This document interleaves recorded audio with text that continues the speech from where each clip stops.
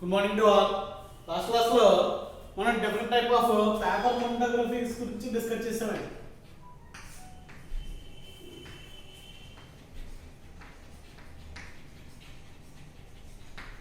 అసలు paper chromatography ఏంటంటే ఇది ఏ ప్రిన్సిపల్ మీద డిపెండ్ అయి ఉంటుంది, ఎన్ని టైప్స్ ఉంటుంది అనేటువంటి క్లాసిఫికేషన్స్ ఏవైతే ఉన్నాయో వాటి గురించి డిస్కస్ చేసాం.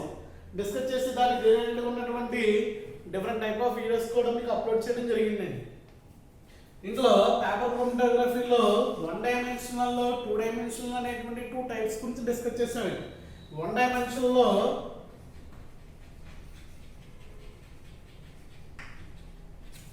2 డైమెన్షనల్.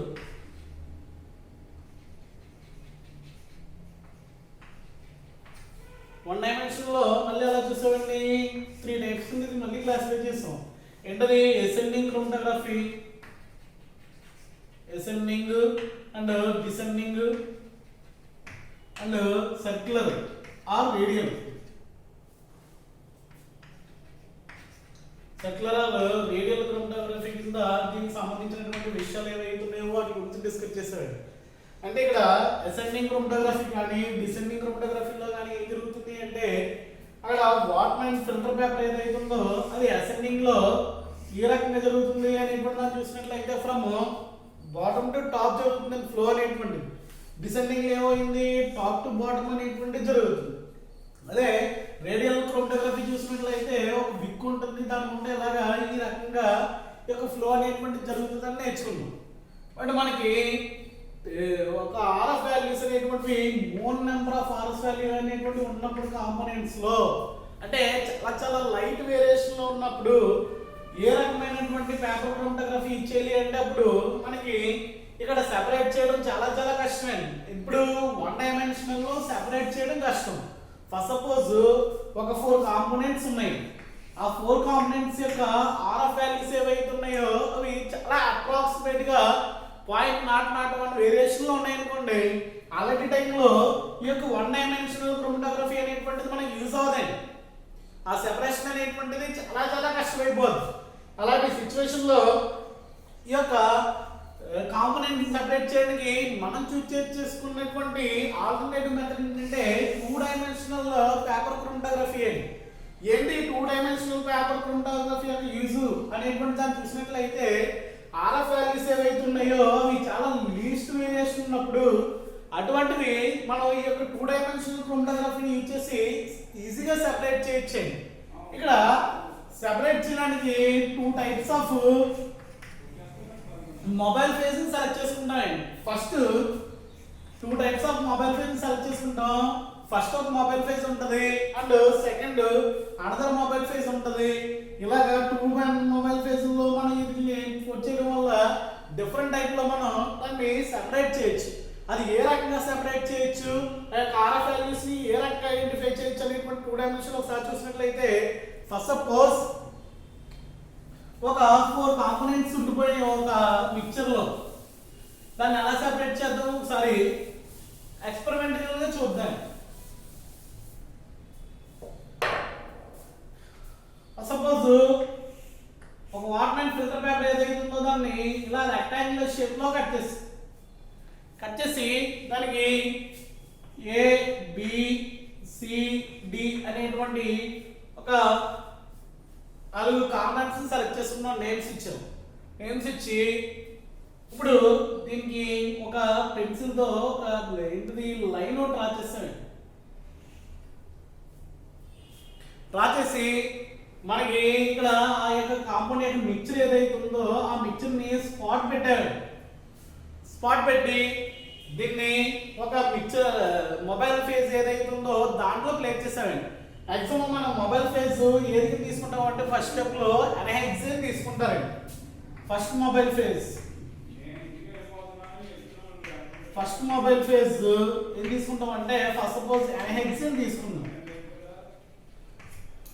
ఎన్హాన్సర్ తీసుకుని దీనికి డిసెండింగ్ టైప్ లో అటాచ్ చేద్దామండి. డిసెండింగ్ అంటే ఏంటి? ఆ యొక్క సాల్వెంట్ ఫ్లో ఏదైతే ఉందో ఆ ఫ్లో అనేటువంటిది అప్వర్డ్ డైరెక్షన్ నుంచి డౌన్వర్డ్ డైరెక్షన్ లో పడేలా సెలెక్ట్ చేసుకుంటామండి.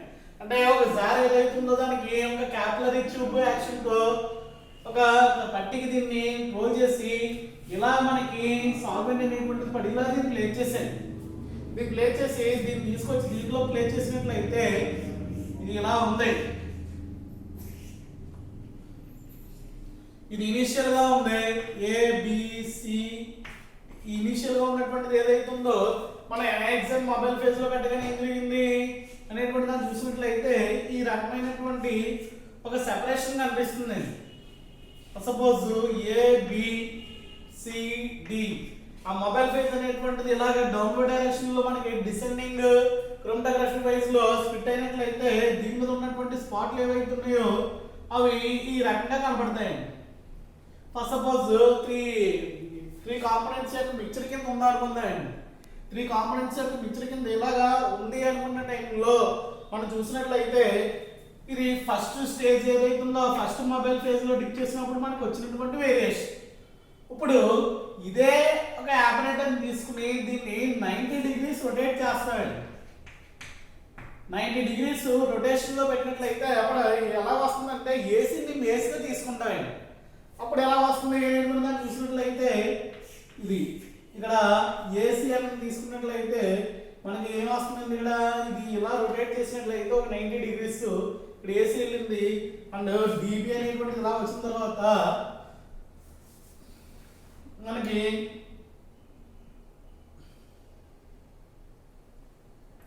ఈ సెపరేషన్ ఏదైతే ఉందో ఇది ఇక్కడ ఉంది కదా బేస్ లైన్. ఈ బేస్ లైన్ దగ్గర ఉన్నటువంటి ఇది సిఏ, ఇది ఎప్పుడైతే ఇలా రొటేట్ చేస్తామో సిఏ కింద ఉంటుంది.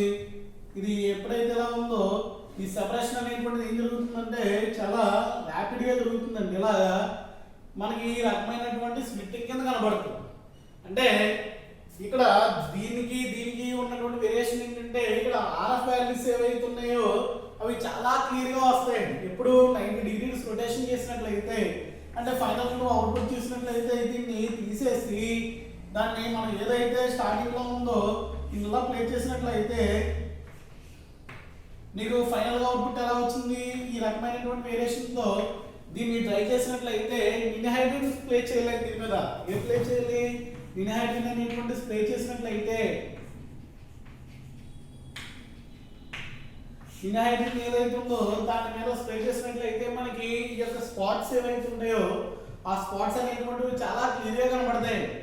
ఎప్పుడైతే కనబడినాయో నువ్వు దాని నుంచి ఏం ఫైండ్ అవుట్ చేయొచ్చమ్మా, ఇక్కడ ఇవి ట్రావెల్ చేసినటువంటి ఆర్ఎఫ్ డిస్టెన్స్ ఏవైతే ఉన్నాయో అంటే రిటార్డేషన్ ఫ్యాక్టర్స్ ఏవైతే ఉన్నాయో ఈ స్పాట్ ని ఫైండ్ అవుట్ చేసి వాటి యొక్క ఒరిజినల్ కాంపోనెంట్స్ అనేటువంటివి ఏవైతే ఉన్నాయో వాటిని చెప్పడం జరుగుతుందండి.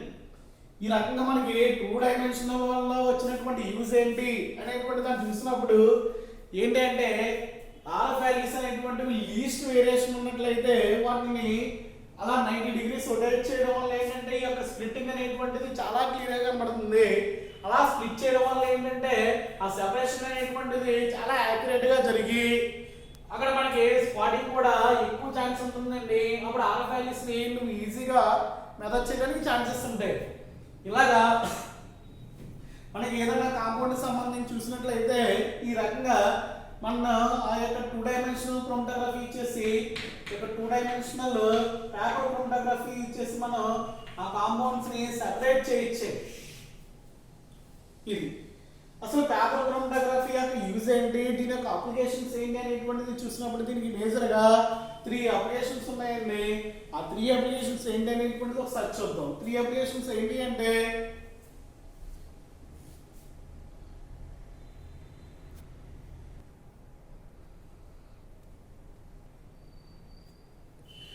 నెక్స్ట్ వీటి యొక్క అప్లికేషన్స్ ఏవైతే ఉన్నాయో అప్లికేషన్ చూసినట్లయితే పేపర్ క్రోమటోగ్రఫీకి మెయిన్ గా 3 అప్లికేషన్స్ ఉన్నాయండి. దేంట్లో వాడతారు అనేటువంటి దాన్ని చూసినట్లయితే it is ideally suited for rapid analysis of mixtures. అంటే మిక్చర్స్ ఏవైతే ఉన్నాయో వాటిని ఫాస్ట్ గా అనలైజ్ చేయడానికి ఇది కెమిస్ట్రీ ఎవరైతే ఉన్నారో వాళ్ళకి ఒక వర్సటైల్ టూల్ కింద ఉంటుంది. అంటే అందుబాటులో ఉన్నటువంటి ఒక మంచి టూల్ కింద ఈ యొక్క పేపర్ క్రోమటోగ్రఫీ అనేటువంటిది ఏదైతే ఉందో అది యూజ్ అవుతుంది. Next it is widely used for analysis of mixture of amino acids and amino acids యొక్క మిక్చర్ ఏదైతే ఉందో దాన్ని ఈజీగా అనలైజ్ చేయడానికి ఈ యొక్క క్రోమటోగ్రఫీ అనేటువంటిది యూజ్ అవుతుంది. అండ్ థర్డ్ గా మనం చూసినట్లయితే ఇది ఇంకా ఎందుకు యూజ్ అవుతుంది అనేటువంటి చూసినట్లయితే analysis of mixture of sugars ని అంటే సుక్రోజ్, లాక్టోజ్, మాల్టోజ్ ఇలా ఈ షుగర్స్ ఏవైతే ఉన్నాయో ఆ యొక్క మిక్చర్ ఆఫ్ షుగర్స్ ని అనాలిసిస్ చేయడానికి కూడా ఈ యొక్క పేపర్ క్రోమటోగ్రఫీ అనేటువంటిది మనకి చాలా బాగా యూజ్ అవుతుందండి. అంటే మనకి క్వశ్చన్ ఎలా అడుగుతుందంటే వాట్ ఈస్ పేపర్ క్రోమటోగ్రఫీ అని అడిగి హౌ అని ఇట్ ఈస్ క్లాసిఫై అని అడిగి దాని యొక్క ప్రాపర్ అప్లికేషన్స్ అడిగితే ఇది రాస్తే సరిపోద్ది. అది ఈ రకంగా మనకి ఈ యొక్క పేపర్ క్రోమటోగ్రఫీ గురించి సంబంధించి ఈ రకంగా ఉండదు. అంటే ఇక్కడతో మనకి ఈ యొక్క ఫస్ట్ యూనిట్ ఏదైతే ఉందో అది కంప్లీట్ అయిందండి. ఫస్ట్ యూనిట్ లో మనకి మెన్షన్ చేసినటువంటి విషయాలు ఏంటి అంటే వాట్ ఈస్ క్రోమటోగ్రఫీ అనేటువంటి విషయాలు చూస్తాం. ఆ క్రోమటోగ్రఫీలో క్రోమటోగ్రఫీ ఏంటో చెప్పాడు, దానికి ప్రిన్సిపల్ ఏంటో చెప్పాడు, ఆ ప్రిన్సిపల్ సంబంధించి ఆర్ఎఫ్ వాల్యూస్ ఎలా కట్టాలో ఫైండ్ అవుట్ చేసాం. అండ్ ఆ ప్రిన్సిపల్స్ లో క్రోమటోగ్రఫీ క్లాసిఫికేషన్ ఒకటి చూసామండి. అంటే ఏ రకంగా డిస్ట్రిబ్యూషన్ పరంగా జరుగుతుందా ఆర్ పార్టీషన్ పరంగా జరుగుతుందా అనేటువంటిది చూసాం. అండ్ అబ్జార్ప్షన్ బట్టి కూడా క్రోమటోగ్రఫీ అనేటువంటి క్లాసిఫికేషన్ చూసాం. మేజర్ గా ఈ పేపర్ క్రోమటోగ్రఫీ ఏదైతే ఉందో అది దేన్ని బట్టి మనం క్లాసిఫై చేసాం అనేటువంటి ఏ ప్రిన్సిపల్ ఉంటుంది అనేటువంటి దాన్ని చూసినట్లయితే ఇట్ ఈస్ బేస్డ్ ఆన్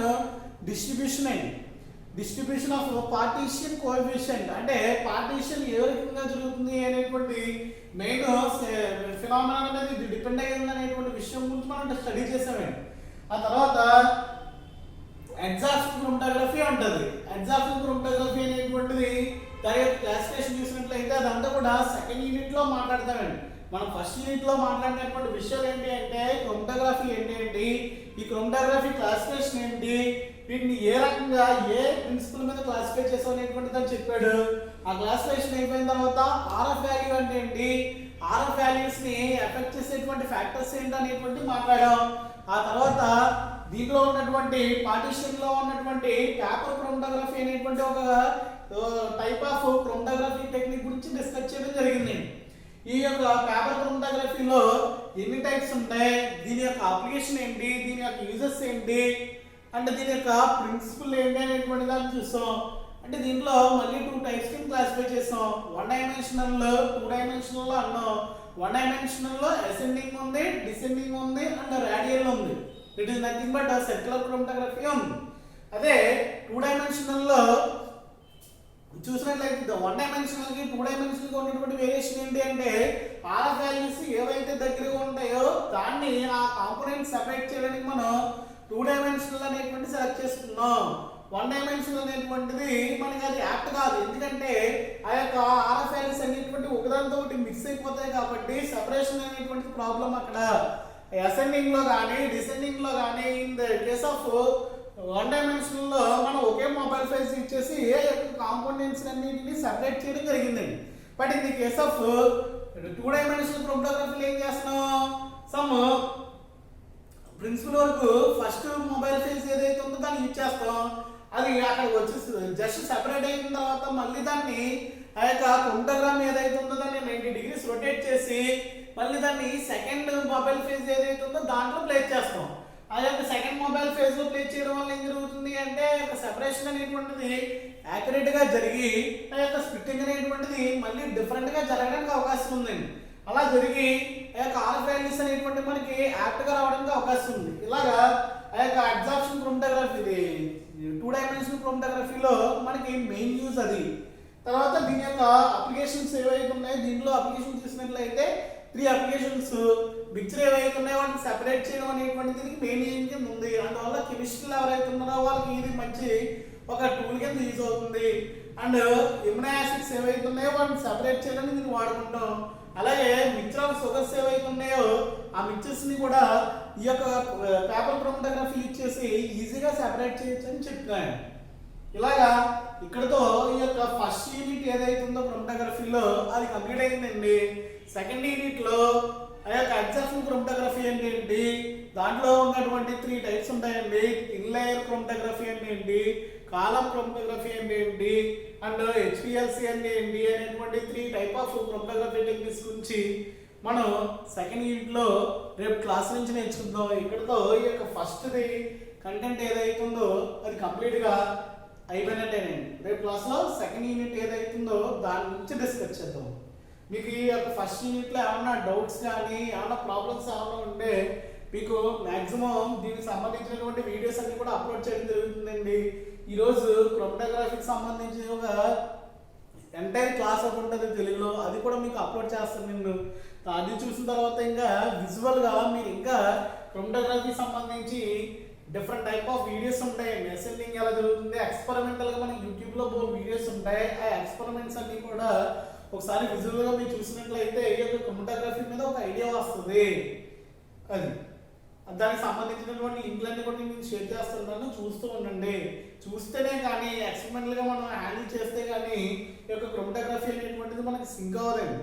చాలా చాలా ఇంపార్టెంట్ ప్లస్ యూజ్ అయ్యేది కూడా మనం తర్వాత ల్యాబ్స్ కానీ లేకపోతే డిగ్రీ తోటి మీరు ఏదైనా జాబ్కి వెళ్తే కానీ ఈ యొక్క క్రోమటోగ్రఫీనే మ్యాక్సిమం హ్యాండిల్ చేయవలసి ఉంటుంది.